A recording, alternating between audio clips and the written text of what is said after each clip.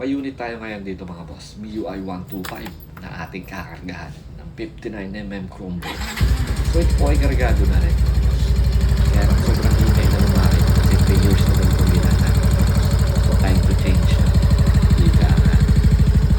Napaka-ingay na boss. Ganun na lang fast na. At ito na ay skateboard. Wala naman tayong problema. Skateboard man yan. Okay lang. Depende naman yan sa nagpapalo. At sinusin na yung simula ilalim, papalitan niya na hanggang ibabaw. At eto, pakita ko sa inyo yung mga piyesang iniipon ni boss. Simulan natin sa sigunyal mga bossing.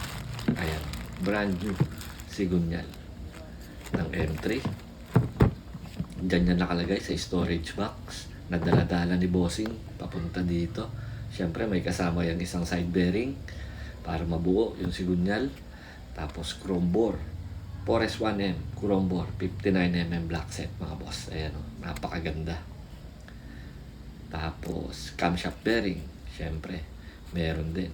Valve lock 4 na piraso, bago rin. Yan yung tatabasin ko na ipapartner ko sa MIUI retainer mamaya.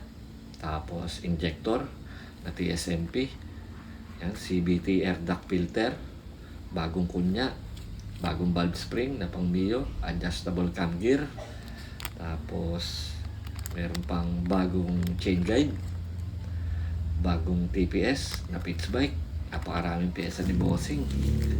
Grabe, ang tagal niya daw itong pinag-ipunan. Rocker arm 2 piraso, bago. Tappet nut. Ayan, yung retainer meron din, bago.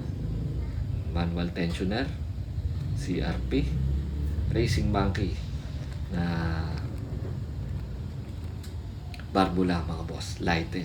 Tapos bagong exhaust gasket, 2 valve seal, K-Works scooter gear oil, Petronas Sprinta na engine oil. Ayan, napakarami. Solid si bossing bumili. As in kompleto mga bossing. Ayan, meron pang spark plug at Canada na throttle body.